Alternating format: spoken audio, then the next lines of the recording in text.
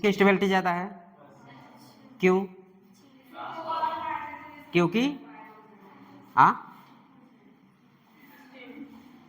Stability किसकी ज़्यादा है?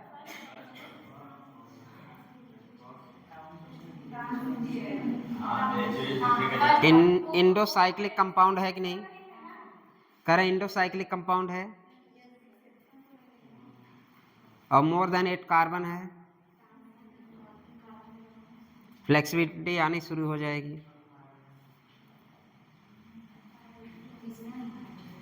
फ्लेक्सिबिलिटी आनी शुरू हो जाएगी। तो आंसर होना क्या चाहिए था? नियमतः क्या होना चाहिए था? नियमतः क्या होना चाहिए था? ए होना चाहिए था नियमतः। स्टेबिलिटी हीट ऑफ हाइड्रोजन मैं नहीं पूछ रहा हूँ, स्टेबिलिटी का ऑर्डर। स्टेबिलिटी का ऑर्डर बताइए आप लोग। स्टेबिलिटी का ऑर्डर यही है, स्टेबिलिटी का ऑर्डर यही है। हाँ, कमिंग कमिंग कमिंग। देखो किसी की देख के हंसा ना करो, हंसने से बहुत सारी चीजें नहीं, हम उसके लिए नहीं मुस्कुराए थे, हम उसके काम के लिए मुस्कुराए थे। अच्छा, कल की बात सोच के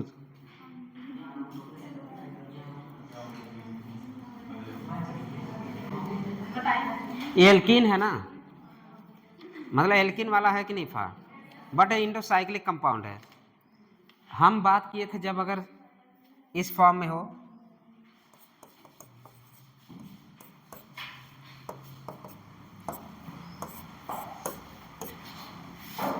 एसिस है और ये अब जो बनेगा क्या है? ट्रांस।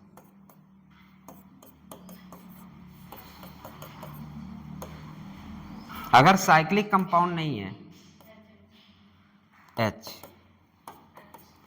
ये ट्रांस है। अगर साइक्लिक कंपाउंड नहीं है तब तो हमारी स्टेबिलिटी किसकी ज्यादा थी? अगर साइक्लिक मतलब इंडोसाइक्लिक कंपाउंड अगर आपके पास है और मोर देन 8 कार्बन है तो आप आंसर उल्टा जाएगा।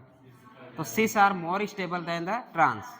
और किस कंपाउंड में? इंडोसाइक्लिक कंपाउंड, याद रखिएगा।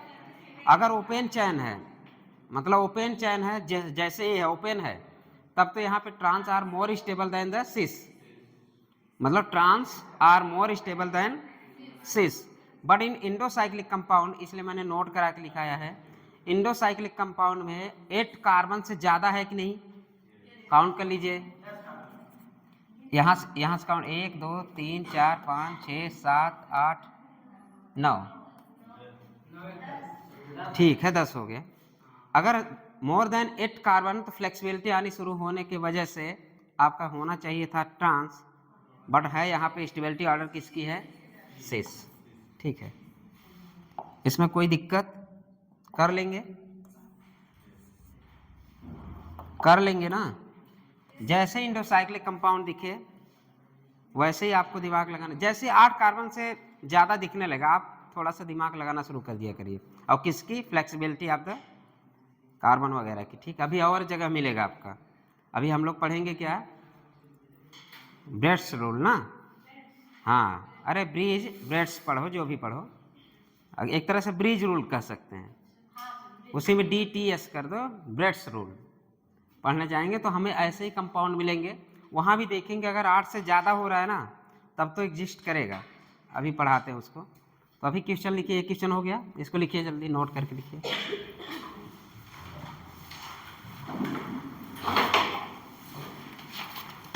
ओपन में कैसा? ट्रांस वाला स्टेबल, और इंडोसाइक्लिक कंपाउंड में सिस वाला स्टेबल। ये सब हमेशा के लिए अभी भूलना नहीं चाहिए, दिमाग क्लास में ही ये सब रटी हुई चीज़ें होनी चाहिए, है कि नहीं? बैठ जाओ, बैठ के नोट बनाओ, करिए आओगे, मुझे ही खड़ा करते हैं रोज।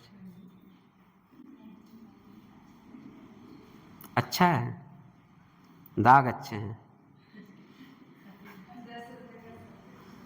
नहीं, आला रोल क्या बोलते हैं उसको? सस्ते में पड़ जाएगा।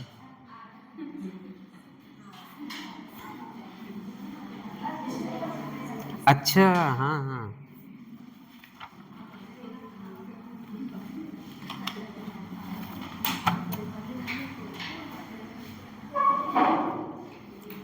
थोड़ा सा ऊपर कर दें, पूरा कर दें, बहुत सही।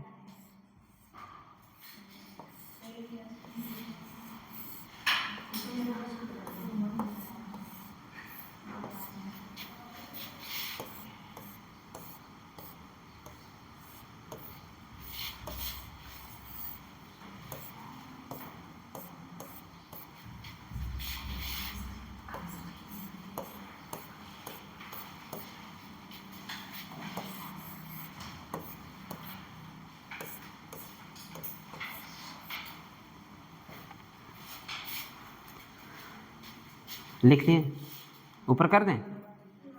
दोनों कंपेयर के लिए लिखा हूँ, ऐसा नहीं तो। एक तो आप पढ़ ही चुके हैं, दूसरे से कंपेयर करा दीजिए। ओपन वाला है इसलिए याद रहेगा। हाँ, ओपन में ट्रांस और साइक्लिक कंपाउंड है तो सिस, सिस वाला मोर स्टेबल।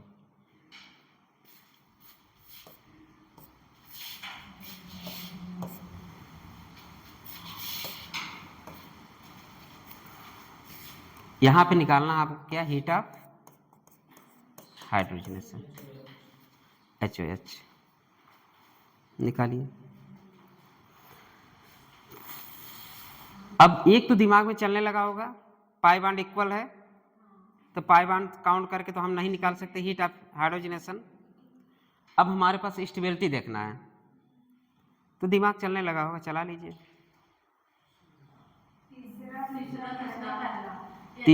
तीसरा, दूसरा, पहला, ये किसका है? तीसरा, दूसरा, पहला, गलत है। क्या है? हाँ, इसमें ऐप नहीं है ना। चलो दिमाग लगाओ कुछ। देखिए पहली बात तो अब इस क्वेश्चन को सॉल्व करने के लिए क्या, पहली बात, पहले क्या सोचोगे, पहले क्या सोचोगे?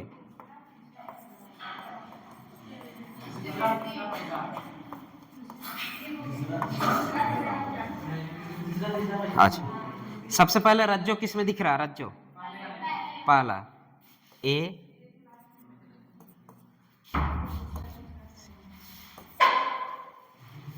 ए सबसे ज्यादा हो गया। स्टेबिलिटी, स्टेबिलिटी हम बता, अभी स्टेबिलिटी देख रहे हैं ना। इसके बाद, इसके बाद तीसरा,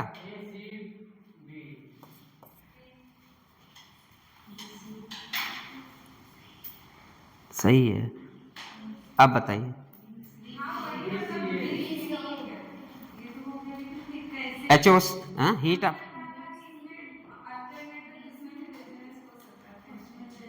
किस में अल्टर, कहाँ अल्टरनेट है? दूर दूर का रिश्ता नहीं है। हाँ, डब्बे बीच में डब्बा आ गया तो अब्बा क्या करेंगे? अब सही है स्टेबिलिटी, स्टेबिलिटी सही है। अब तुम हीट ऑफ हाइड्रोजनेशन बताओ, heat of hydrogenation, heat of hydrogenation,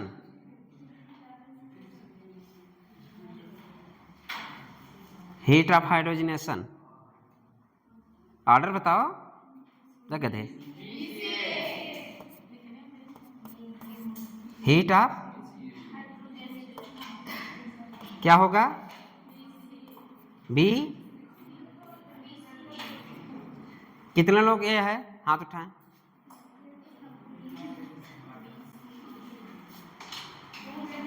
कितने लोग BCA है?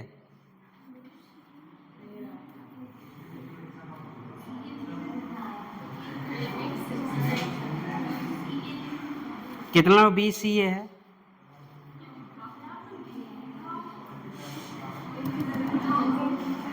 आगे के 3 लोग, पीछे के 1 लोग। तुम्हारा क्या है? हाँ, नहीं समझ में आया? 1 मिनट समझा देते हैं क्यों। पहले ए समझ में आया? ये भी नहीं समझ में आया। हाँ, क्या देख के आप स्टेबिलिटी निकालेंगे? चलो देख लेते हैं। रज्जो है, एरोमेटिक हो गया, ये क्या हो गया? इसमें कोई दिक्कत? ये तो आता है। अब बताओ। हाँ, मतलब कुछ दिमाग नहीं लगाना है। अब आगे तो आंसर हीट ऑफ हाइड्रोजनेशन क्या आ गया? सोचा करो ना, ऐसा नहीं ये मिल गया तो हम हाँ मुंह बंद किए हैं। कुछ जितना दिमाग लगा सकते हो, यहाँ हाइपर कंजुगेशन भी लगा सकते हो, रज्जो भी लगा सकते हो, सब लगाओ, तब भी ना काम चले तो कॉमन सेंस लगाओ।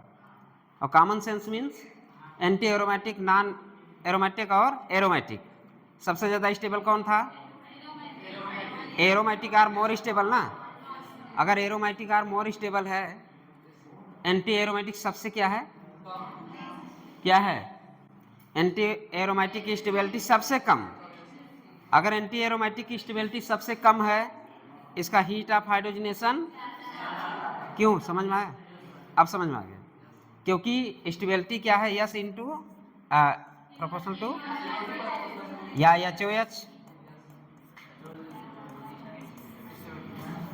अब यहां से पता चल, जिसकी स्टेबिलिटी ज्यादा उसकी HOH कम, जिसकी स्टेबिलिटी कम उसकी HOH ज्यादा। यहाँ पे एंटी एरोमेटिक कंपाउंड है, तो सबसे कम कौन है स्टेबिलिटी? अगर इसकी एंटी एरोमेटिक की स्टेबिलिटी ज्यादा तो हीट ऑफ हाइड्रोजनेशन ज्यादा, HOH ज्यादा। अभी डाउट है क्या? डाउट चल रहा है क्या?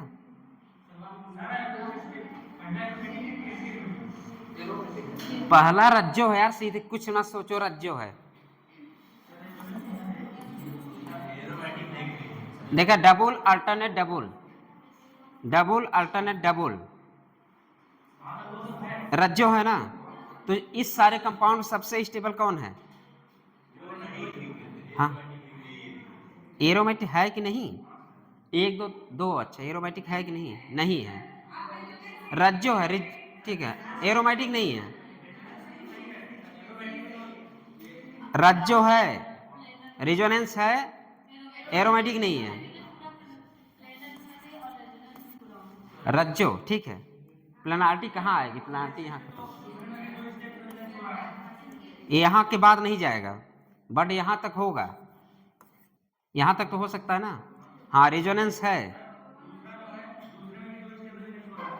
क्या हो रहा है? दूसरा क्या? एंटी एरोमेटिक है। दूसरे में कोई डाउट ही नहीं है, दूसरे में तो कोई डाउट नहीं है। हाँ, क्या चीज? रेजोनेंस तो हो रहा है, बट एंटी एरोमेटिक है कि नहीं? ये बताओ, एंटी एरोमेटिक रेजोनेंस नहीं होता? एंटी एरोमेटिक रेजोनेंस होता है, बट एंटी एरोमेटिक क्या है? स्टेबल है कि नॉन स्टेबल? मतलब हाँ, लेस स्टेबल है। अगर लेस स्टेबल है तो ज्यादा हीट ऑफ हाइड्रोजनेशन होगा ना। तो आंसर क्या जाएगा? BCA। हाँ, क्या अभी इसमें भी डाउट है? लास्ट वाले में क्या डाउट है? तब वो तो नॉन एरोमेटिक है कि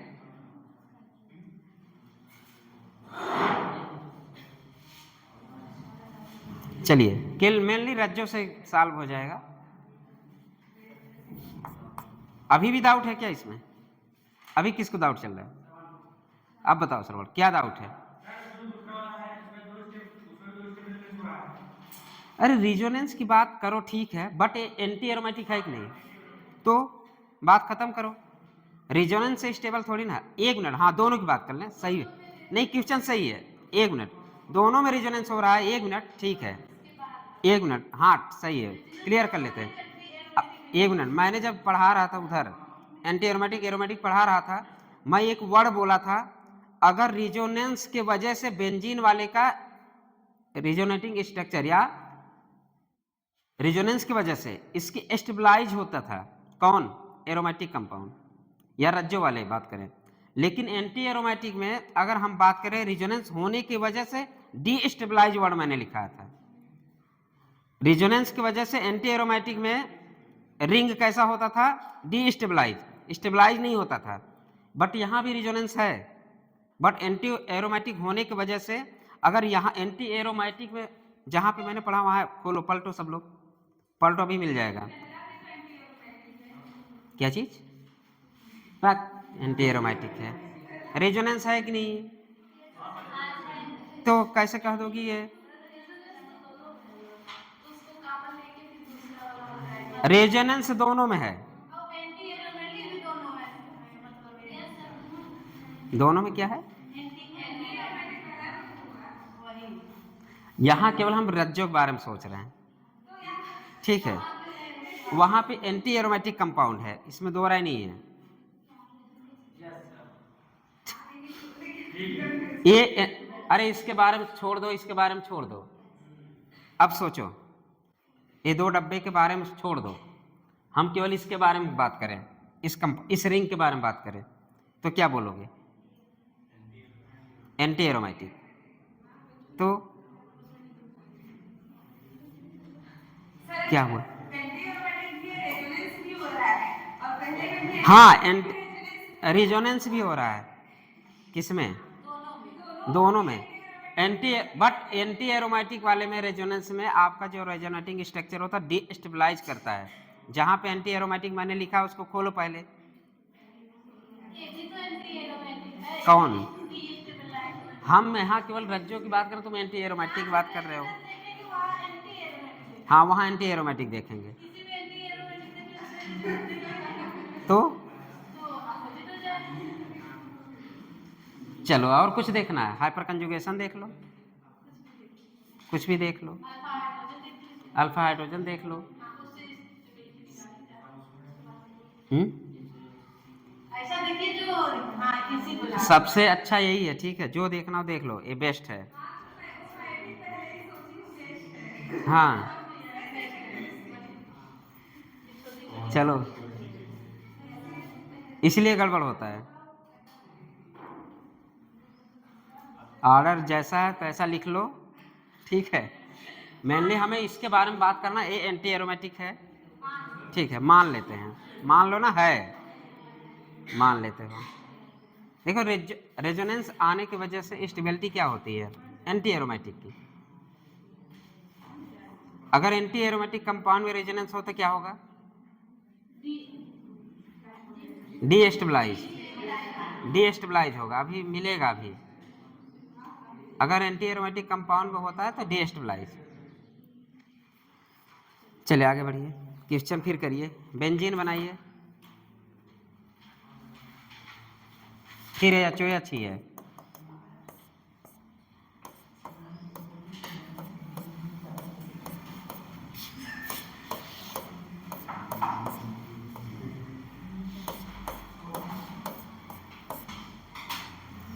एक दो तीन, एक पे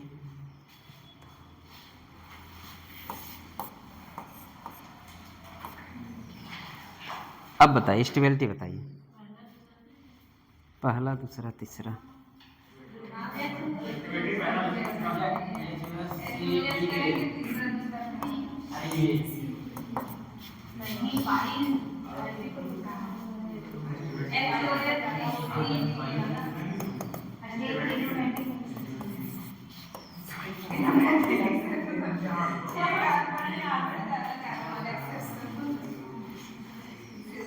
मैंने बोला कि एच हीट ऑफ हाइड्रोजनेशन देखना है।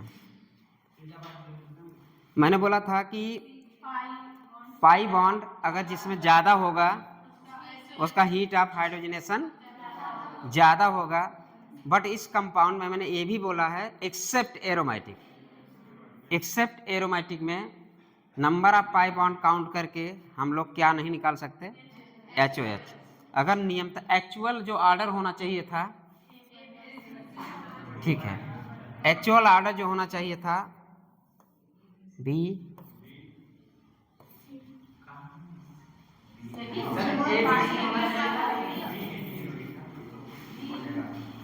देखिए ये वैल्यू रटना नहीं है, केवल समझाने के लिए लिखा हूं मैं, ठीक है। ये वैल्यू रटना नहीं है, समझाने के लिए लिखा हूं एक, लेकिन है यही वैल्यू। अब जैसे अगर एक्चुअल क्या होना चाहिए था, एक्चुअल की बात करें, इसमें एक पाई बॉन्ड और इसमें दो। अगर एक का 120 है तो दो का कितना होगा 240, और फिर इसका कितना होगा, ठीक है। ये हमारा एक्चुअल वैल्यू, यहाँ 240 लिख दो, यहाँ पे 360, ये एक्चुअल वैल्यू है। आना चाहिए था ये, बट आया एक्चुअल वैल्यू आपका। एक्सपेरिमेंटल वैल्यू क्या आया, एक्सपेरिमेंटल वैल्यू देखने के बाद पता चला 120 है, होना चाहिए था 240, लेकिन हुआ कितना 232, होना चाहिए 360, हुआ कितना 208। इसका मतलब ये है कि हम नंबर ऑफ पाई बॉन्ड इसमें काउंट, किसकी, मेरे पास है, वो है संजय के पास है, संजय फोन करे। होना चाहिए था क्या ABC, बट है क्या BAC। हाँ बोलो, कुछ नहीं। देखो अब रेजोनेंस पे बात कर ले, कहाँ पे ज़्यादा रेजोनेंस हो रहा है, पहले वाले में। ज़्यादा स्टेबल कौन हो रहा है, पहला वाला, ठीक। अब लेकिन पाई बॉन्ड भी ज़्यादा है, ठीक। HOH की बात करें, अभी जैसे हम 1 ब्यूटीन की हम लोग बात किए थे, 1 ब्यूटीन था ना, 1 2 3 4 ही है, 1 ब्यूटीन एंड 1 3 ब्यूटाडाइन। वहां पे हम लोग क्या देखे थे, मतलब जब मैंने बोला 1 ब्यूटीन का मैंने दिया था आपको कितना, 1 मिनट, वही समझ लेते हैं। 1 ब्यूटीन का 30 किलो कैलोरी, फिर मैंने बोला था कि 1 3 ब्यूटाडाइन का कितना होगा, आंसर आया था 60, बट 60 से कम। क्यों कम हुआ था, क्योंकि रिजोनेंस हुआ था, और रिजोनेंस होने की वजह से स्टेबिलिटी थोड़ी सी बढ़ी थी। अगर स्टेबिलिटी थोड़ी बढ़ी तो stability inversely proportional to the HOH। तो वहाँ पे एग्जैक्ट 60 ना होके एक्सपेरिमेंटल वैल्यू क्या आया था 56 57, मतलब 30 से ज़्यादा, मतलब यही आया था ना, 30 से ज़्यादा और 60 से कम।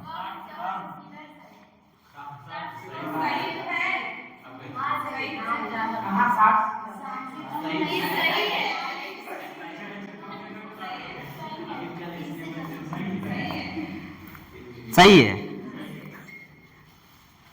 अरे दोनों तरफ टूट गया था ना उस समय करते समय, वो सब मत ध्यान दो, मैं यही है, लिख लेना, ये लिख ही लेना। क्यों, क्योंकि तुम्हारा एक्चुअल वैल्यू होना चाहिए था 60, एक्चुअल वैल्यू 2 पाई बॉन्ड से होना चाहिए था 60, इसी तरह एक्चुअल वैल्यू होना चाहिए था 240, बट हुआ 232, क्योंकि रिजोनेंस होने की वजह से कुछ एनर्जी लॉस हुई, ठीक, कुछ एनर्जी लॉस हुई लेकिन निकला ज्यादा, मतलब उस बॉन्ड को ब्रेक करने में एनर्जी लॉस हुई।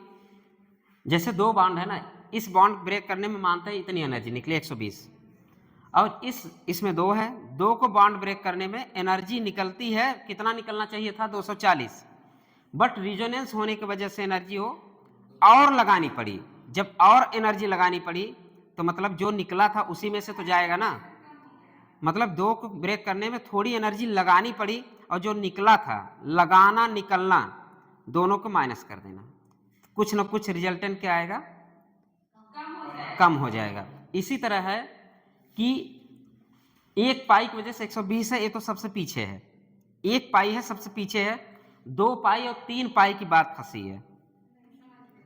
तब 2 पाई और 3 पाई के बीच में सबसे ज्यादा रिजोनेंस कहाँ है, तो यहाँ इसकी एनर्जी ज्यादा कम होगी इसके अकॉर्डिंग, तो इसकी एनर्जी घट के क्या होगी 208। तो अगर हीट ऑफ हाइड्रोजनेशन की बात करें तो ऑर्डर क्या होगा, इसी बनाइए।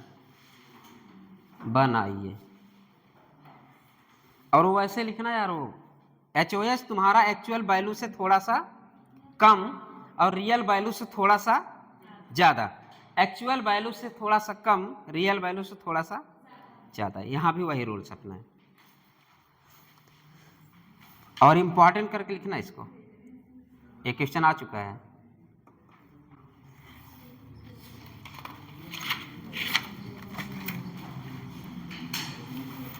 और सेकंड वाला होमवर्क वाला सबका क्लियर समझ में आ गया था? सब लोग कर लिए थे?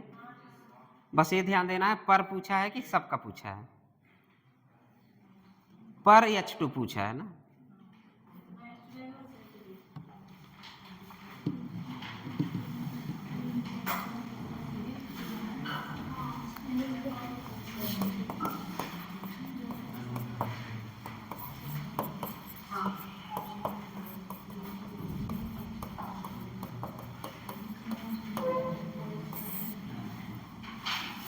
Heat of combustion.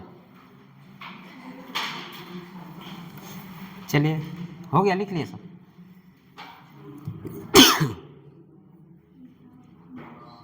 Heat of combustion,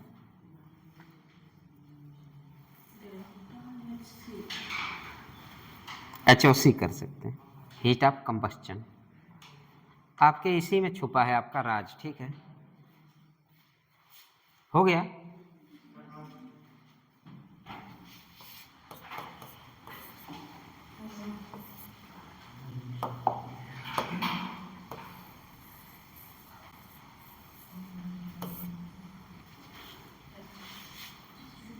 आपके इसी में छुपा है आपके क्वेश्चन करने का राज ना? क्या सोच रही? कौन सा राज? HOC, HO लिखना और C वाला दूसरे कलर्स कर देना। इस दो ठे लेके बैठी तो हो, काला जरूरी नहीं है कि हरा भरा हो, थोड़ा सा डिफरेंस हो चलेगा। हरा इसलिए करते हैं ना क्योंकि आंखों को बहुत सुकून मिलता है, हरी हरी चीजें, हरी भरी घास।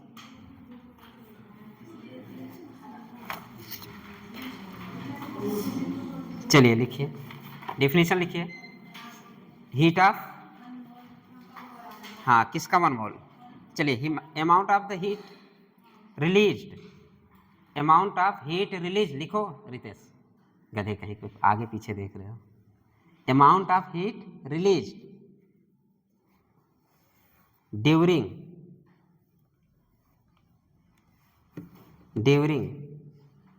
complete combustion of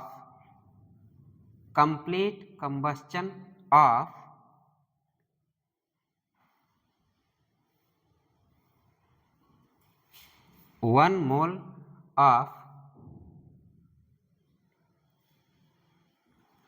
mole of organic compound in the presence of oxygen. Combustion करा रहे, जला रही हो ना, CO2 निकलेगा यहाँ।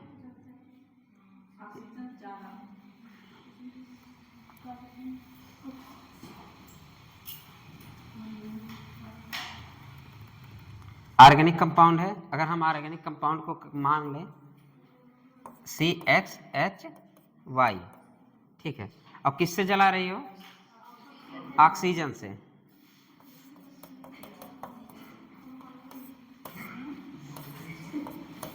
किससे जला रही हो?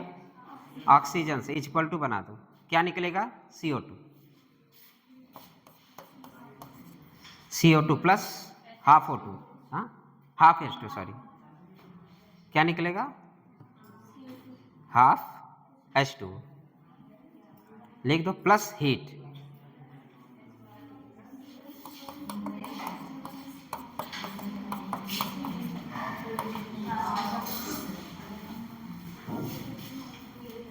Complete combustion of organic compound. अरे कुछ नहीं, मान लो जो लिखो ना, इसको लिखो। कहाँ क्या लिखा है? CXHY plus X plus Y/4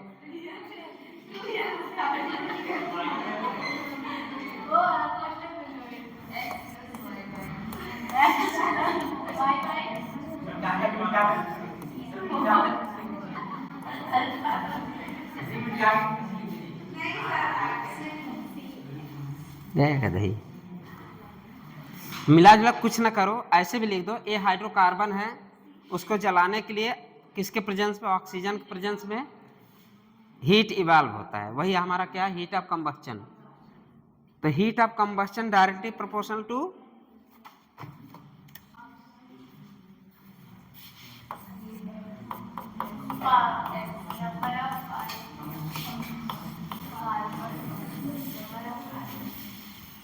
मैंने बोला था आपके HOC में ही आपका राज है। तो नंबर ऑफ कार्बन काउंट करके हम हीट ऑफ कंबस्चन निकाल सकते हैं। तो HOC थोड़ा सा सी कलर बदलना, फिर डायरेक्टली पढ़ो number of the carbon. If carbon number are same, फिर हम क्या देखेंगे, स्टेबिलिटी। स्टेबिलिटी मतलब HOC inversely proportional to the stability. लिख दीजिए, दोनों लिखिए। HOC directly proportional to the number of the carbon. जितना ज़्यादा कार्बन होगा उतनी ज़्यादा हीट ऑफ कंबस्चन होगा, या हीट उतनी ज़्यादा रिलीज होगी। कितने मोल जलाने के ऑर्गेनिक कंपाउंड, 1 मोल ऑर्गेनिक कंपाउंड जलाने में जितने ऑक्सीजन की ज़रूरत पड़ेगी और जितनी एनर्जी निकलेगी वही हमारा हीट ऑफ कंबस्चन है। ठीक है, हिंदी में, इंग्लिश में जो भी लिखो नहीं पता। और कुछ जलाना हो तो जला देना, खुद को जला लेना, ऑक्सीजन से समझ लेना कि हम ऑर्गेनिक, क्योंकि मेरी बॉडी ही ऑर्गेनिक कंपाउंड से मिलकर बनी है।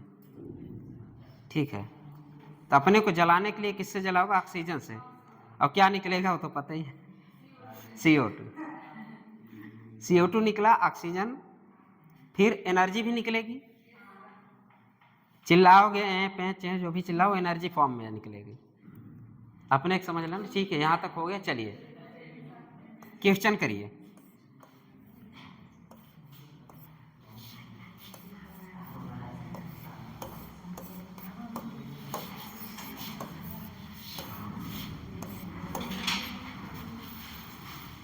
कंपेयर द ऑर्डर ना, order of heat of combustion. कितने कार्बन है कालिया, ऑर्डर क्या होगा। अच्छा, अब तो क्लियर है ना। जैसे कंबस्चन की बात आए ऐसे गोला वाला दिया रहेगा, आप लोग समझ जाएंगे, अरे अच्छा हाँ यार कार्बन तो गिनना है, हम कार्बन गिन लें, हीट ऑफ कंबस्चन निकल आएगा। तो इसमें कौन सी बड़ी बात है, सबको गिनने आता है। 100% रिजल्ट आएगा कि नहीं इसमें अभी डाउट है क्या, ऐसे क्वेश्चन में 100% रिजल्ट आना चाहिए, है कि नहीं रितेश। 6 है तो ऑर्डर क्या बना दे, तो बना लो, इसमें क्या दम है, कुछ नहीं। 1 2 3 4 कार्बन गिने नहीं, दिमाग काम करना शुरू।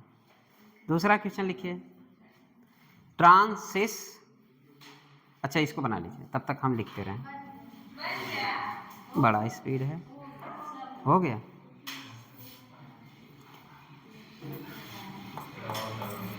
दूसरा ट्रांस बनाइए, सिस बनाइए, एल्किन वाला, जैसे मन करो वैसे बनाइए। अरे ऐसे वाला, एक ऐसे कर दो, एक सिस बना देना। सिस वाला कैसे बनाओगे, और एक कैसे बनाना है, एक हाफ चेयर बना दो। छोटे बच्चों नहीं, फुल चेयर है। हाँ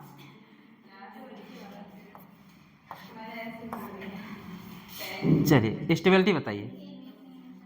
हाँ ABC, आंसर बताइए। HOC बताइए।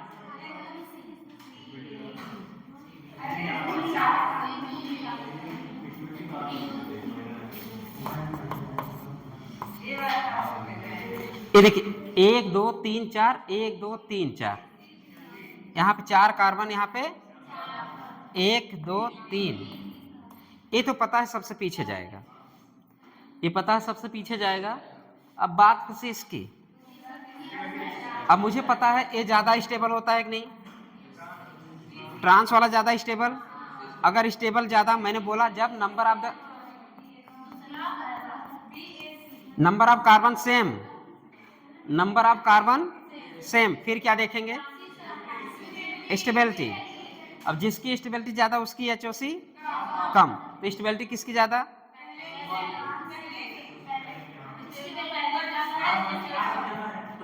स्टेबिलिटी ट्रांस की ज्यादा, तो इसकी सबसे कम। ट्रांस इसमें, आप स्टेबिलिटी बताना एचओसी, आप एचओसी बताइए। चलिए 1 2, स्टेबिलिटी आपका है बी ए क्या है? एचओसी। और स्टेबिलिटी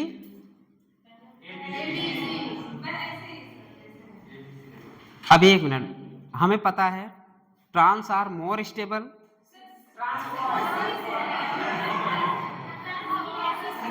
तो आंसर क्या है? सही है। काहे इतना जल्द आए? अच्छा हाथ गलत था, मतलब ये सिस है, ये ट्रांस है। चलो यार लिख दें, नहीं तो हाथ गड़बड़ जा रहा है।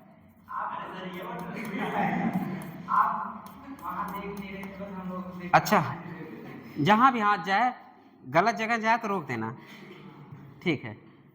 मतलब ये है 4 कार्बन दिखते ही हम लोग क्या देखेंगे? स्टेबिलिटी।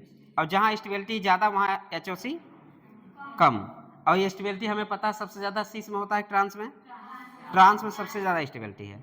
अगर ट्रांस में सबसे ज्यादा स्टेबिलिटी है तो ऑर्डर क्या होगा? बना लीजिए, बी ए सी। दूसरा क्वेश्चन करिए, तीसरा जाने दीजिए, तीसरा खत्म है, जो भी है सही है। अगला क्वेश्चन लिखिए, heading resonance energy, resonance energy bracket में आर ई। नहीं क्वेश्चन नहीं है, डिफिनीशन चल रहा है। रेजोनेंस एनर्जी ब्रैकेट में R E,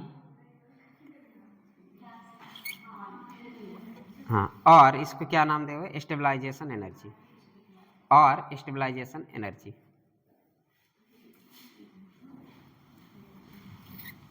based on HOH, based on HOH।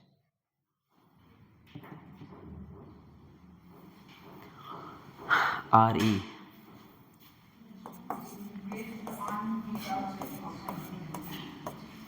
क्या होता है? RE रेजोनेंस एनर्जी क्या होता है? चलिए लिखिए क्या होता है रेजोनेंस होने में जितने एनर्जी। चलिए, the energy difference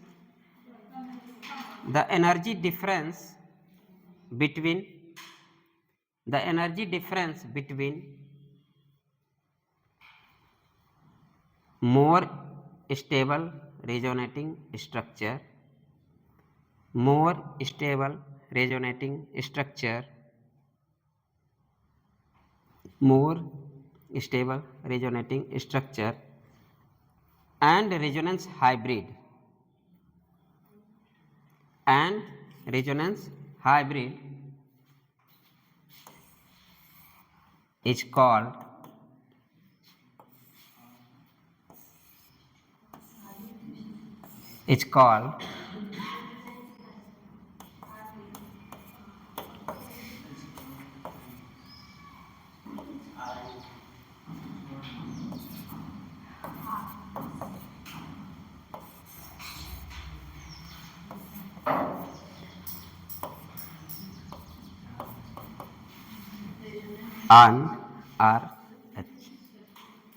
and or H। ये यही है, ठीक है। मतलब इसमें क्या है, जो रेजोनेटिंग स्ट्रक्चर है और मोर स्टेबलाइज है, और RH के डिफरेंस में जो एनर्जी दिखती है वही क्या है? Resonance energy. मतलब RH मतलब हाइब्रिड। तो इसके बीच ये आपका RH है और ये आपका RS3, ये रेजोनेटिंग स्ट्रक्चर है। अरे लिख देना, यस उस दिखना चाहिए, नहीं दिख रहा तो समझ लेना। यही आपकी गैप क्या है, आपका रिजोनेटिंग एनर्जी। तो ये किस में भी ट्रिक लिख लीजिए जो हमेशा काम आएगा। जितनी स्टेबलाइजेशन होगा उतनी रेजोनेंस एनर्जी ज़्यादा होगी। तो इसको आप लोग लिख लीजिए। और आर ई निकालेंगे कैसे? बेस्ड ऑन मैंने क्या बोला, एच ओ एच। तो सबसे पहले R E is equal to लिखिए, R E is equal to बराबर मतलब theoretical H O H experimental H O H. Theoretical यार, अभी जो थियोरेटिकल मैंने लिखाया था, थियोरेटिकल मतलब actual, theoretical and experimental. R E is equal to theoretical H O H and experimental H O H. हाँ जी, डिफरेंस है ना, आर ई डिफरेंस है ना, आर ई डिफरेंस है, तो डिफरेंस ही देखेंगे ना, इसलिए मैंने बोला based on the H O H. ये है दूसरा पॉइंट, लिखिए इसमें स्टेबलाइजेशन वाला लिखिए। दूसरा पॉइंट लिखिए, जितना ज़्यादा स्टेबलाइजेशन होगा उतनी ज़्यादा रेजोनेंस एनर्जी होगी। या तो हिंदी में ऐसे लिखना चाहते हैं, इंग्लिश में लिखना हो तो लिखिए, more is the resonance stabilization, more is मच्छर, more is the resonance, more is the resonance stabilization, more is the resonance stabilization. हम रेजोनेंस की स्टेबलाइजेशन भी नाम दिए थे उधर ना, तो more is the resonance stabilization हो गया यहाँ तक। More is the resonance energy, more is the resonance energy. बोले तो more stabilization, more resonance energy, more stabilization, more resonance energy, more stabilization, more resonance energy, more stabilization, मोर resonating structure. चलिए 7 question करेंगे इस पे हम लोग। क्वेश्चन ही है तो क्या करोगे। क्वेश्चन नंबर 1, लंबा 2 महीने जब एलियन में चला है तुम भी, और क्या, ऑर्गेनिक खत्म 2 महीने में, ऑर्गेनिक खत्म, हाँ सब खत्म 2 महीने में, सब खत्म। तो मेरा लेक्चर 3 दिन पढ़ा है। संडे तुम लोग अगर पढ़ना चाहो तो बोलो, कितने लोग पढ़ना चाहते हैं हाथ उठाए। वहीं बाद में तुम लोग, अरे क्लास लंबा चल रहा है, तुम लोग फिर बाद में तुम ही लोग अपोज करते हो। सब लोग पढ़ेंगे ना, सपोज करोगे। चलो वेव फ्रंट मतलब ये वाला होगा, ऐसे वाला, ऐसे वाला तो नहीं है ना। ये कहाँ हम लोग लागू किए थे, आईटीसी, चाय पे आईटीसी।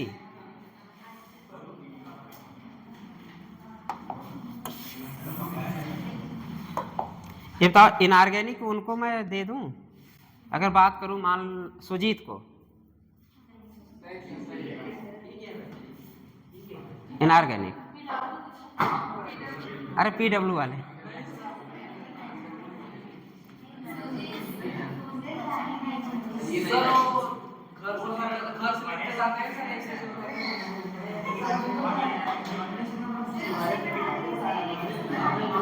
अच्छा पढ़ाते हैं सही, समझा नहीं पाते।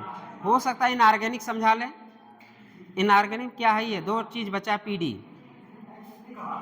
अरे P block D block,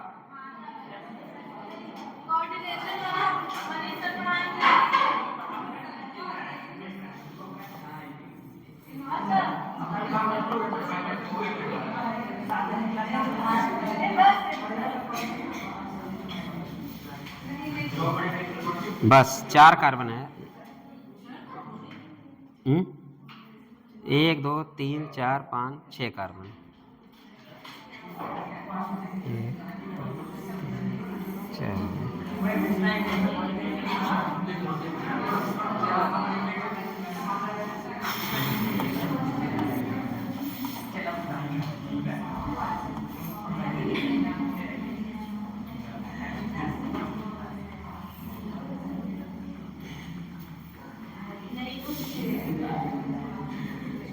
1 2 3 4 alternate है ना? बताइए इसमें एक्सटेंडेड रेजोनेंस किस में है? एक्सटेंडेड रेजोनेंस किस में है? हाँ, पहले में एक दूसरे में। एक्सटेंडेड रेजोनेंस किस में? एक्सटेंडेड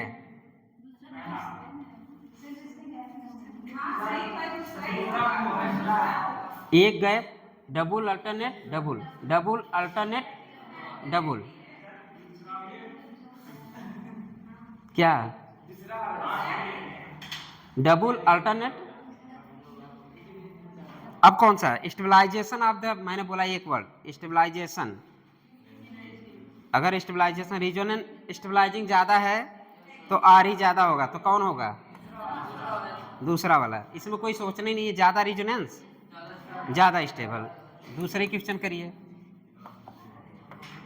कुछ क्वेश्चन में दम नहीं होता, उसमें दम ना लगाया करिए। जो मैंने लिखा था वही, ज्यादा स्टेबलाइजेशन एनर्जी, ज्यादा रेजोनेंस, ज्यादा स्टेबलाइजेशन एनर्जी, ज्यादा आर ई। दूसरा क्वेश्चन लिखिए। एक तो ऐसे ही रख 4 कार्बन वाला कर दीजिए, ए वाला। क्या चीज? हाँ, किसमें? एक्सटेंडेड रेजोनेंस में ज्यादा होगा। दोनों है, लेकिन एक ज्यादा किसमें है? ज्यादा किसमें है? मैंने बोला ज्यादा स्टैंडर्ड किसमें है। मेरे कहने का मतलब ज्यादा एक्सटेंड कौन कर रहा है? एक्सटेंड कौन ज्यादा कर रहा है? दूसरा वाला तो ज्यादा है, ज्यादा स्टेबलाइजेशन, ज्यादा आरी। जितना मतलब रिजोनेटिंग स्ट्रक्चर स्टेबलाइज होगा उतना ज्यादा आपका आरी होगा। कहने का मतलब ये बताइए। हाँ, और बेंजीन रिंग बना दीजिए, इसके साथ बेंजीन रिंग बनाइए।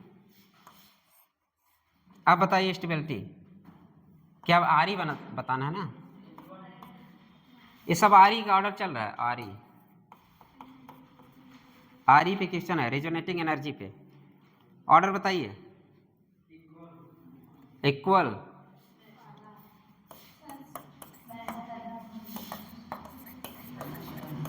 अच्छा अच्छा, अरे sorry sorry sorry sorry sorry, ठीक तो है।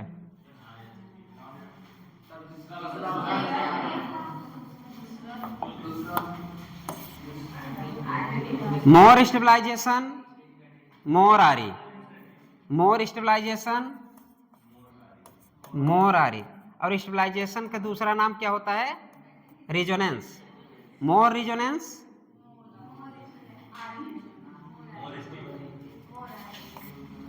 एरोमेटिक। मोर आरी, मोर आरी। चलिए चलिए यहाँ भी एक आध दो क्वेश्चन ऐसा मिलेगा जहां आप फंसेंगे, ठीक है। हमेशा नॉर्मल स्मूथ जिंदगी नहीं चलती। हाँ, चलिए।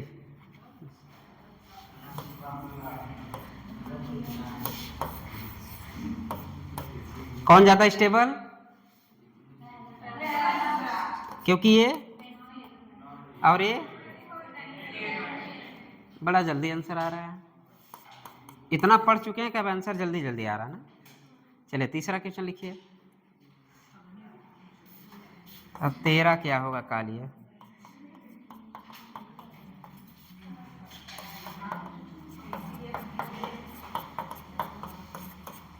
अब 13 क्या होगा? वही होगा जो मंजूरे खुदा होगा। चलिए अब यहाँ पे सब तुक्का मारेंगे जहां तक मुझे पता है।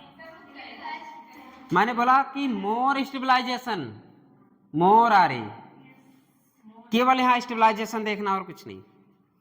मोर रिजोनेंस देखना है, मोर ओवरलैपिंग देखना है।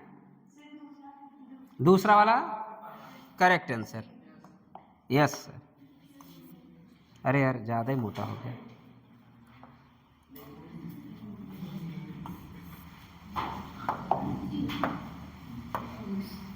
चलो और कर ले। अब बताओ कौन?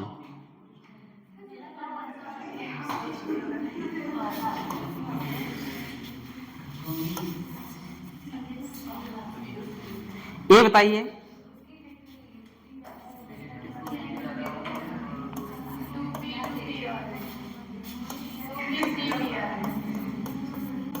इस पे जिक्र हुआ था।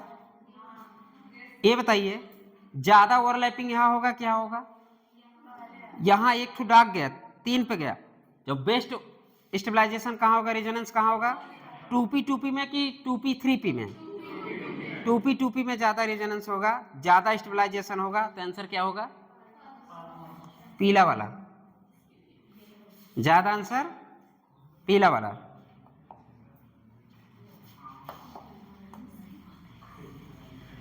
सही तो था लेकिन हम कंफ्यूज हो गए ना, पहुंच चुके थे।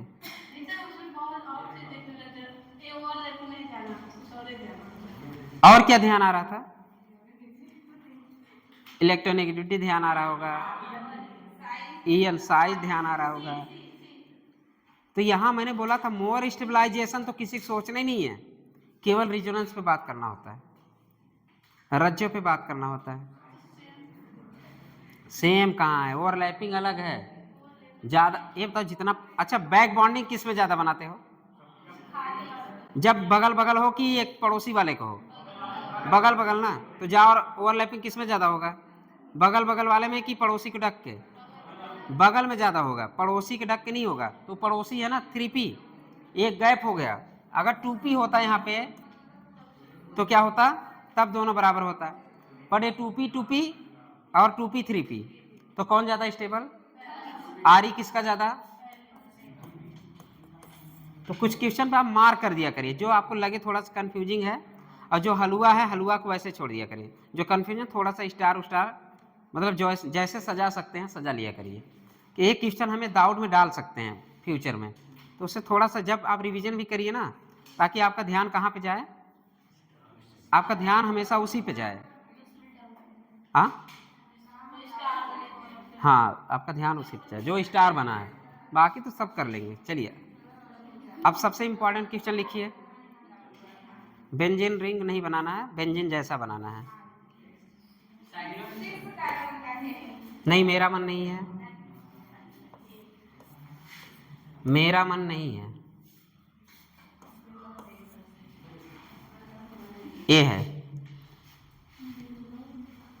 मेरा मन ऐसा था और थोड़ा सा और नहीं भरा तो ऐसा है। चलो दिमाग लगाओ। 5वां है। स्टेबिलिटी ऑर्डर बताइए जल्दी जल्दी।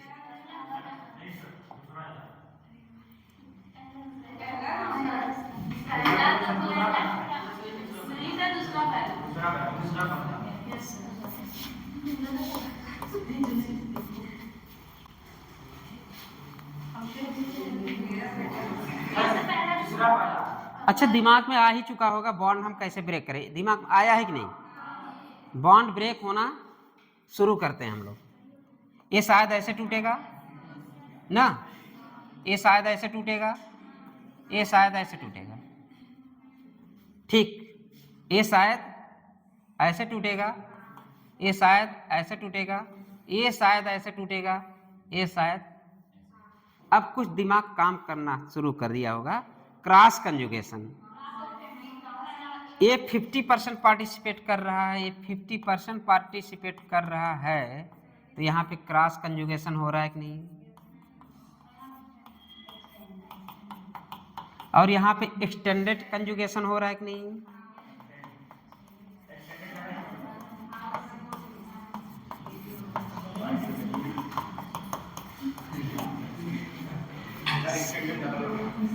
अब ऑर्डर बताइए। बहुत सही, यही सोच के बोली थी।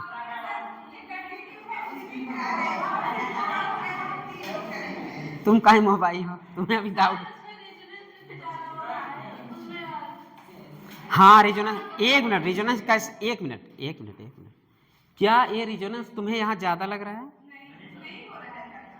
अगर हम रिजोनेंस की बात करें तो रिजोनेंस बराबर है, रिजोनेंस बराबर नहीं है, इसलिए एक बार तो ऐसे गया, क्या ऐसे घुमा सकती हो क्या? क्या ऑक्सीजन में पॉजिटिव चार्ज आ सकता है क्या? सपोज तुम्हारा मान ले, तुम्हारे कहने का मतलब ऐसे घुमा, ऐसे घुमा, ए ऐसे घुमा दें, इस पे कौन सा चार्ज आ जाएगा? पॉजिटिव। तो मोर ईएन ग्रुप पे पॉजिटिव चार्ज हो गया तो जिंदगी भर वही पढ़ते आ रहे हो तब भी। अब मेरे कहने का मतलब ए 50% पार्टिसिपेट किया, ए 50, मैंने बोला था जब ये रिजोनेंस कर रहा होगा ये मुंह देख रहा होगा, मैं बोला था जब ये रिजोनेंस कर रहा होगा ये बैठ के इसका मुंह देख रहा होगा, जब ये रिजोनेंस कर रहा होगा ये बैठ के इसका मुंह देख रहा होगा, ये बताया था कि नहीं? तो मतलब 50-50% रेजोनेंस हो रहा है और यहाँ पे 100% रेजोनेंस हो रहा है कि नहीं? अब बताओ ये क्वेश्चन हो चुका है कि नहीं? हुआ है कि नहीं? रिवीजन ही नहीं किया हो आपका, क्या हुआ? काहे बाहर जा रहे हो? काहे बाहर जा रहे हो बताओ?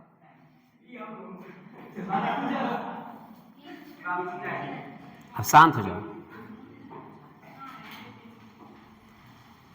समझ में आया कि अभी फिर समझाएं?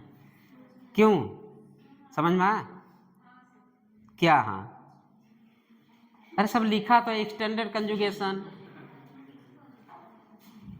वहां पे क्रॉस कंजुगेशन, तो क्रॉस कंजुगेशन और एक्सटेंडेड कंजुगेशन की स्टेबिलिटी किसकी ज्यादा थी बताओ? तो आर किसका ज्यादा होगा? तो सही है आंसर। ये अच्छा क्वेश्चन था, वेरी इंपॉर्टेंट, लिख दीजिए। ऐसा क्वेश्चन आ सकता है, आपसे स्टेबिलिटी पूछ सकता है, या 3 4 5 स्टार जो लगाना हो लगा सकते हो।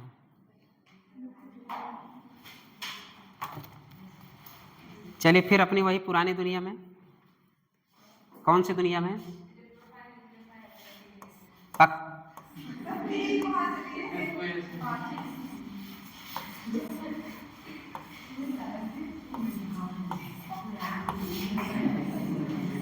एक गोल, बीच में ऑक्सीजन नहीं है जी,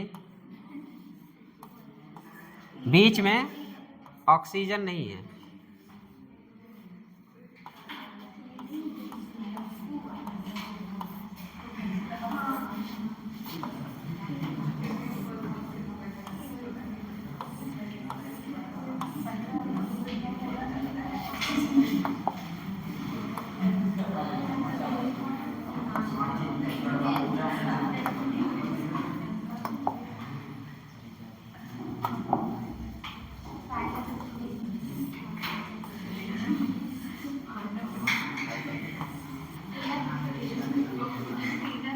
इसका नाम, इसका नाम, इसका नाम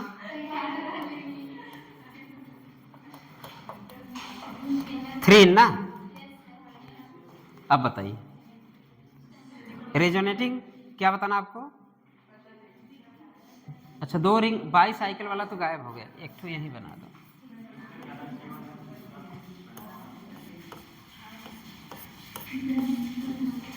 इसका इफेक्ट इससे ज्यादा ही भले छोटा है, हम क्या करें? इसका इफेक्ट इससे ज्यादा है भले ही छोटा है, छोटा बनाया हूं लेकिन इफेक्ट इसका, इसका नाम क्या है?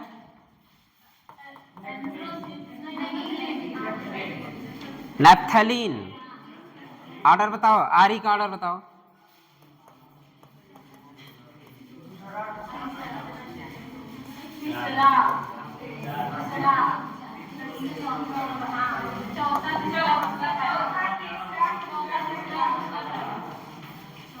क्या है?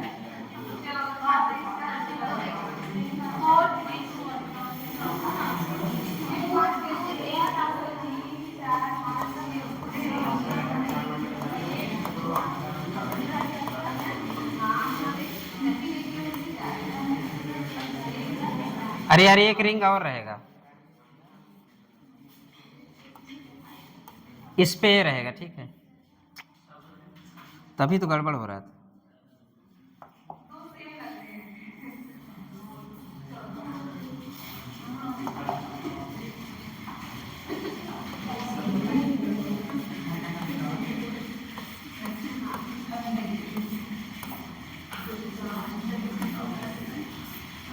चलो बना लो।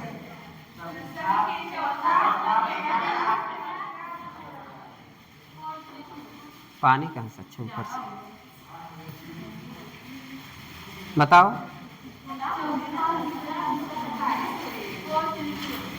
4 3 2 1 4 3 2 1।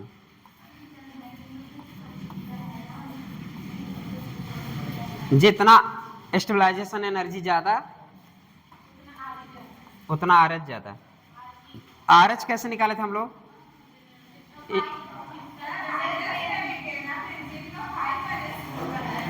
इसका आरएच, इसका आरएच कितना?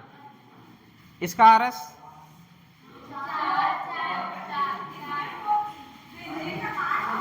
एक मिनट यार बताओ।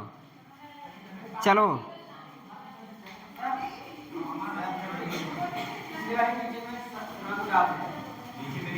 ठीक, देख लेंगे अभी, रुक जाओ, डाउट है, क्लियर हो जाएगा। अब इसको कर लो तब देखें।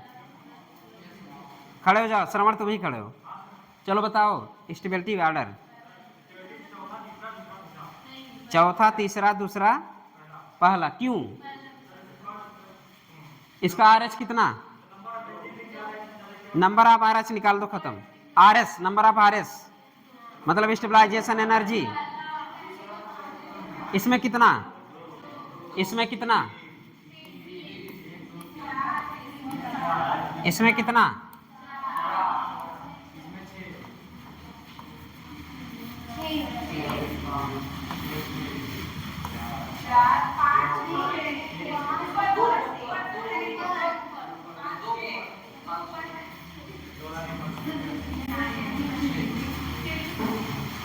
Six RS. अच्छा 3 पे बना दिए हैं क्या हम लोग? 2 पे। नेफ्रिन गलत है, एफिनाफ्रिन गलत है, 2 ही पे रहेगा, तभी क्या 6 नहीं होता है। जो पहले बनाया तो सही था।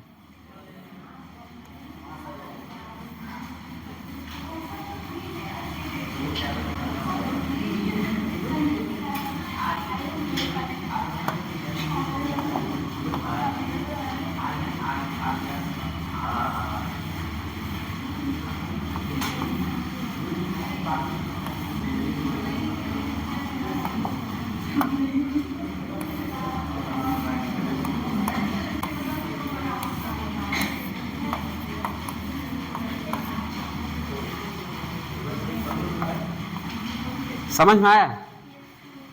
चलो ऊपर वाले क्वेश्चन में चलते हैं हम लोग, जिसमें डाउट है।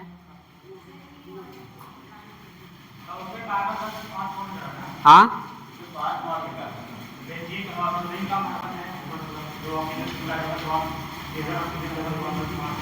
2 ऑक्सीजन मिला था।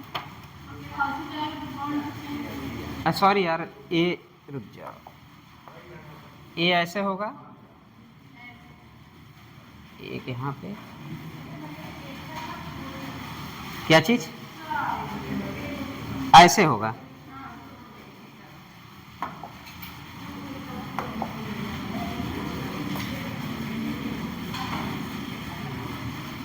सही है, 5 बॉन्ड नहीं होगा। अब सही है ना? अब कोई दिक्कत? क्योंकि आपसे वो 5 बॉन्ड एग्जिस्ट नहीं करता, पेंटावैलेंट कैन नॉट एग्जिस्ट ना। ठीक, अब सही है। अब ऊपर चलें। अच्छा वो काउंट कर रहे थे यार, पेंटावैलेंट वाले काट दिया करो पहले।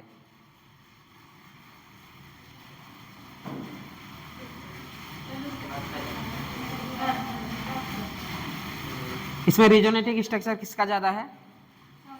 चौथे वाले का।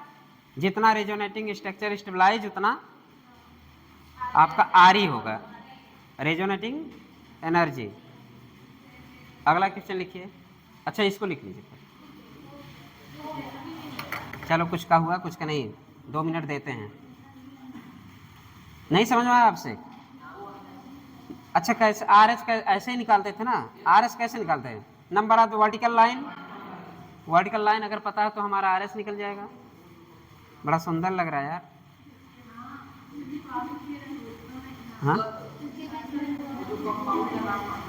फोटो खींचो एक ठो। इसमें खींच रहा है।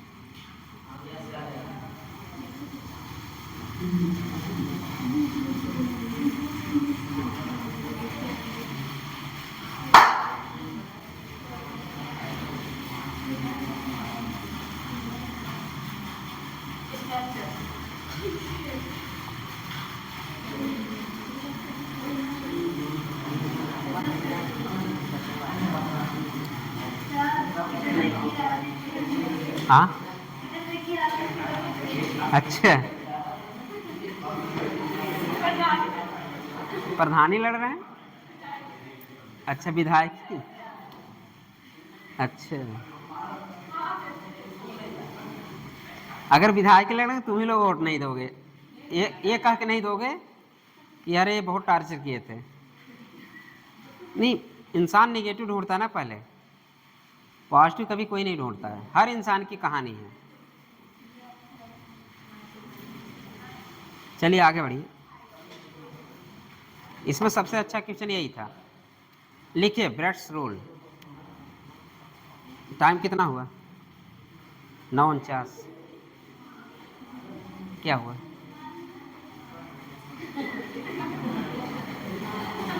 अच्छा पहले वही आ रही थी क्या सेल्फी में? चलिए हेडिंग लिखिए, ब्रेड्स रूल। स्पेलिंग है BREDTS। हाँ Bredt's rule, Bredt's rule, breads BREDTS।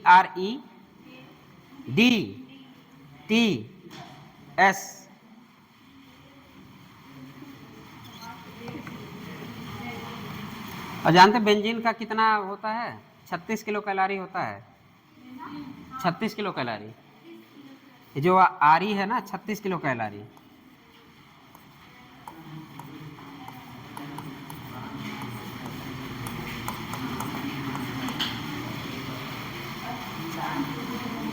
छत्तीस किलो कैलोरी। उसी तरह 61 किलो कैलोरी होता है उसका, सेकंड वाले का, नेक्स्ट का। और थर्ड वाले के एंथ्रासीन का होता है 83 किलो कैलोरी, 83 किलो कैलोरी। और आपका फेनाथ्रीन का होता है 91 किलो कैलोरी। आरी ऐसे भी पता चल गया कि हाँ आरी इसका ज़्यादा है। चलिए ब्रेड्स रूल।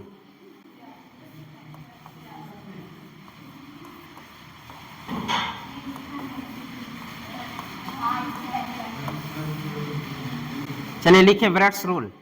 ध्यान से लिखिएगा, ध्यान से सुनिएगा, क्योंकि लिखने में ही इसकी आंसर है। जो मैं लिखाऊंगा इसी से आप सारे क्वेश्चन कर लेंगे। थोड़ा सा भी गड़बड़ हुआ तो गड़बड़ लिख डालें। What is Bredt's rule? हाँ, जो बीच में से निकल रहा है वही ब्रेड्स रूल।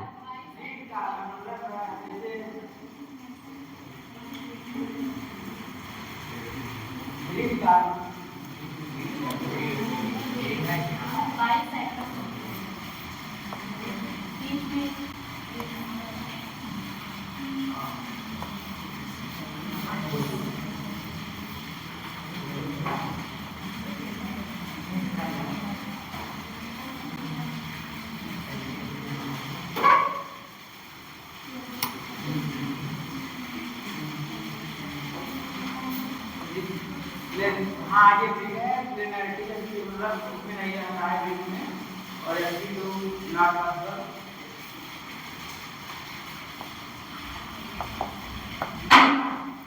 पढ़े हो, सही पढ़े हो, पढ़ा है बंदा सही, बस एक्सप्लेन करने में थोड़ी सी दिक्कत आ रही है।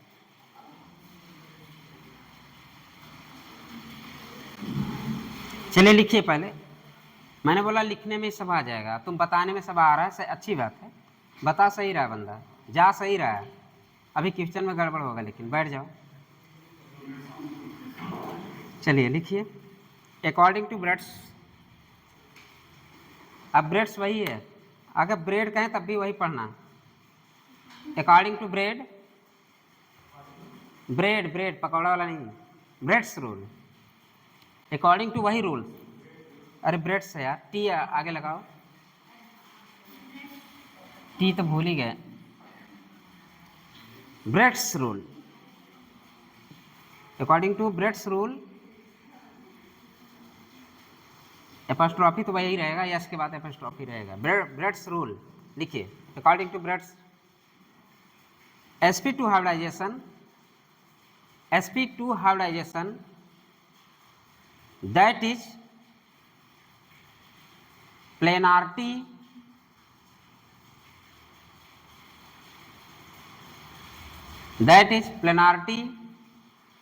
at bridge head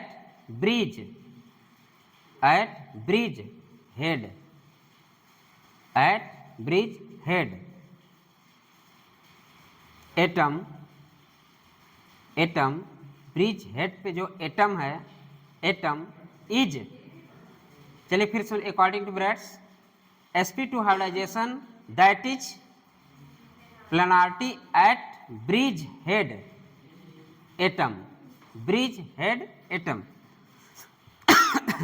bridge head atom is highly unstable, is highly unstable in bridge bicycle या cyclic, in bridge bicyclic compound, in bridge bicyclic compound unless one of the ring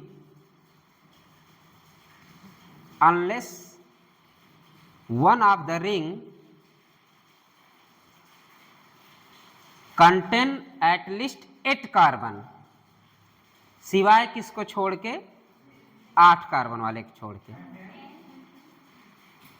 contain at least 8 carbon. इसका मतलब ये है कि जहां पे bridge पे आपका sp2 हाइब्रिडाइजेशन होगा, हिंदी में समझ लो वो ज्यादा याद रहेगा।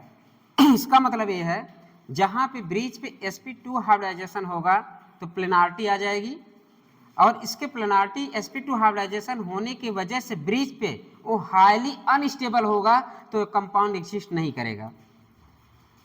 Highly unstable means compound exist नहीं करेगा सिवाय एक कंपाउंड को, कौन, जिसके पास 8 कार्बन से ज्यादा होगा, वो आपका पॉजिटिव चार्ज होने के बावजूद भी एग्जिस्ट करेगा।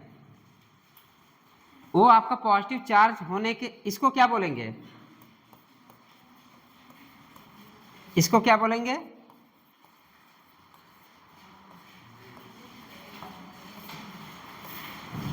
फ्यूज कंपाउंड है, ब्रेड्स कंपाउंड। ठीक, क्लियर यहां तक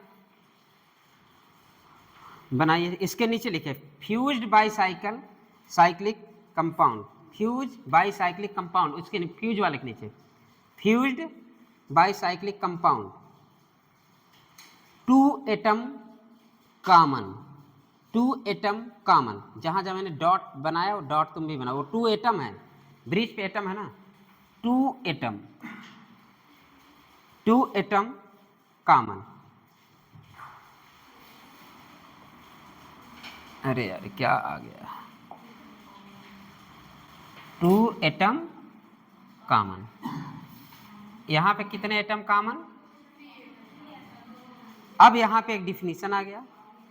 हम फ्यूज और ब्रिज में अंतर क्या देखेंगे, ब्रिज वाले में लिखिए, bridge bicyclic compound, bridge bicyclic compound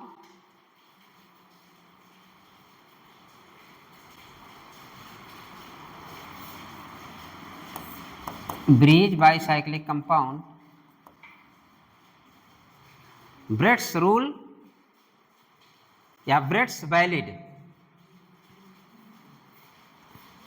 valid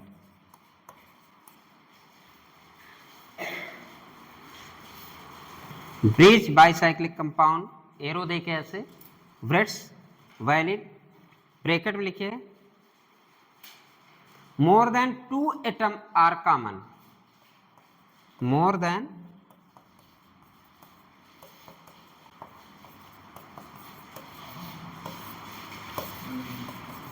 यहां पे 2 एटम कॉमन तो कैसा हो गया, फ्यूज्ड। अगर मोर देन 2 एटम कॉमन तो क्या हो गया, ब्रेड या ब्रिज बनना। ये दोनों में डिफरेंस है, फ्यूज और अच्छा रहने दें ब्रेड्स।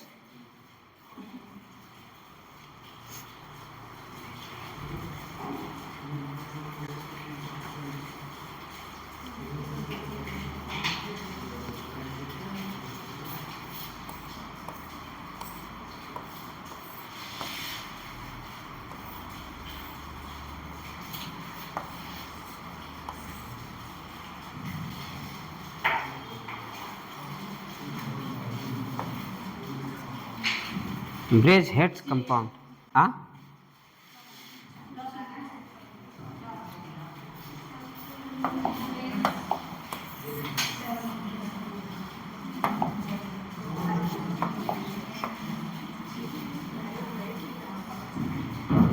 ये ब्रिज है, क्या हुआ? ब्रिज हेड sp3 कार्बन कहाँ है? ब्रिज पे ये भी इंपॉर्टेंट है, जैसे sp2 मैंने लिखा है, sp2 आर हाईली अनस्टेबल। अगर ब्रिज है तो यहाँ पे अगर sp3 है तो स्टेबल। कहाँ पे sp3 दिख रहा है आपको?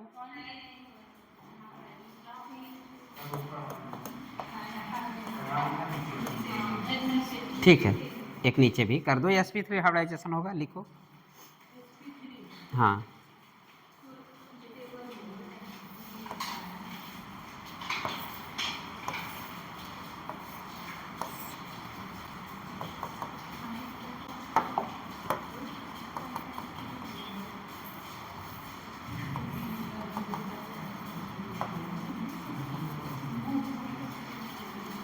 यही ये है कि अलग है?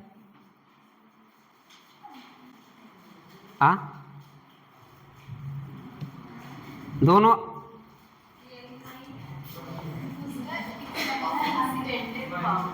हाँ, अच्छा दोनों एक है कि अलग अलग है? हाँ,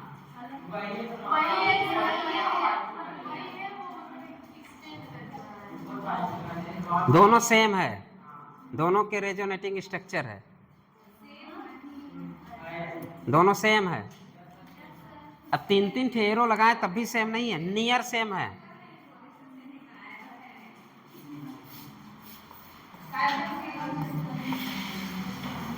यही ये है, ठीक है चलो।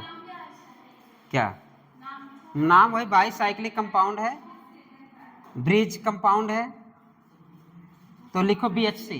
ठीक, ओवर BHC लिखो यहाँ, BHC bridge head carbon, bridge head carbon, bridge head carbon लिखो,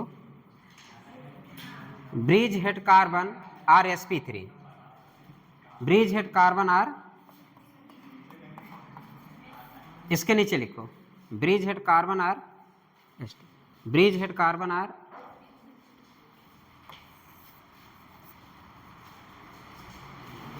दोनों सेम है। अगर आपको ऐसा दिख जाए, ऐसा दिख जाए, दोनों सेम है, ठीक है। काउंट करो कार्बन,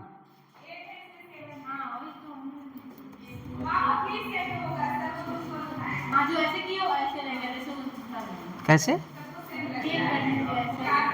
नहीं, मैं नहीं करूंगा, काउंट करो, काउंट करो।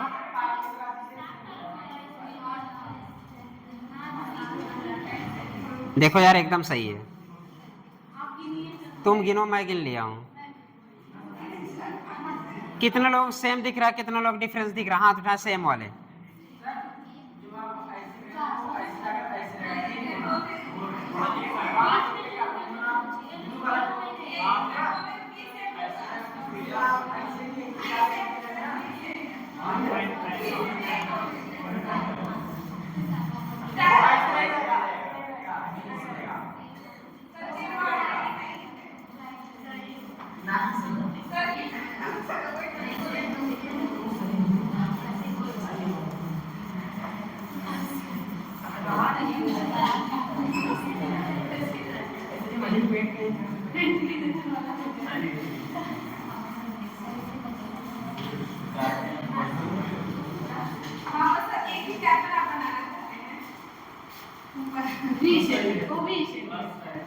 चलो मेरा सही है, तुम्हारा गलत है, बनाते रहो तुम। कार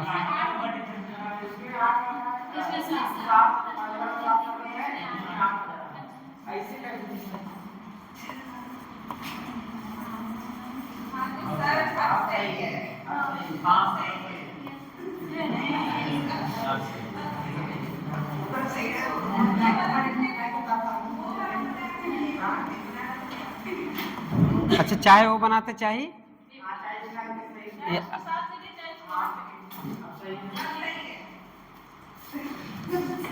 चलो, हम कहाँ मान नहीं रहे, हम कुछ बोल ही नहीं रहे थे, हम तो रंग रहे थे।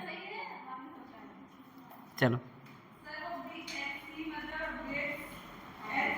ब्रिज, हाँ ब्रिज कहो अब। Head head head, bridge head carbon, benzene hexa chloride, DDT, benzene hexa chloride.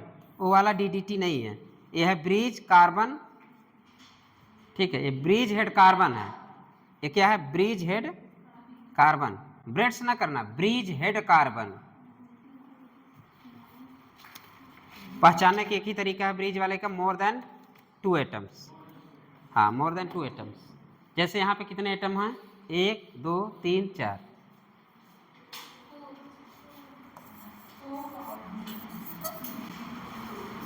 अब सही है ना, मतलब ये दोनों सेम है, अब सेम है।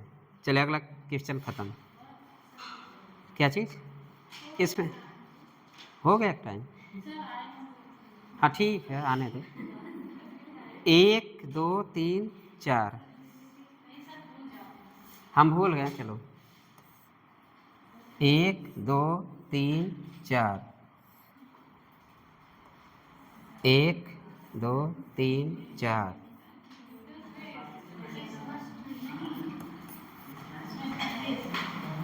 ए कंपाउंड अभी और बाईसाइक्लिक बना दो ना। ये कंपाउंड एग्जिस्ट करेगा?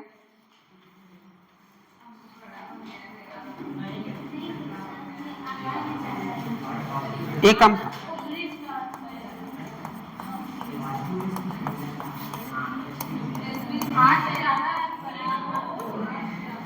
कंपाउंड, इस पर जिक्र हम कल करेंगे, अभी क्योंकि अभी नहीं। हाँ, अब डिफिनीशन थोड़ा पढ़ो, डिफिनीशन एक बार पढ़ो, डिफिनीशन सब लोग, डिफिनीशन जो है पढ़ो उसको, डेफिनेशन पढ़ो जल्दी।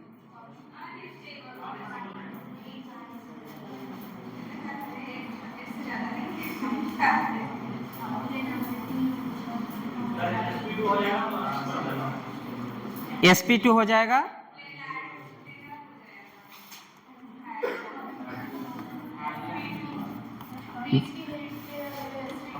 डेफिनेशन पढ़ लिए कि नहीं? डेफिनेशन में लिखा है अनलेस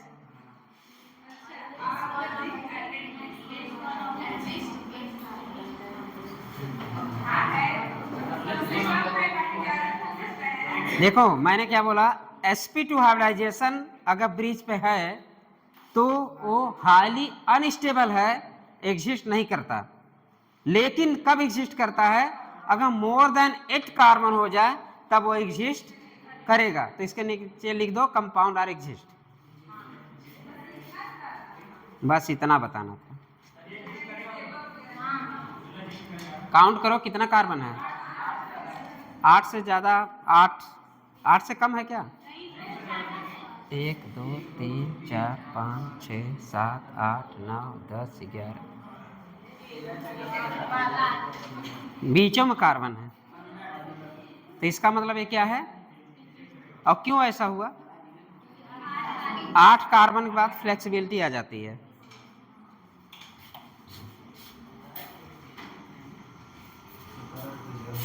जब हम फोटो खींचेला तो सब फोटो नहीं खींचते।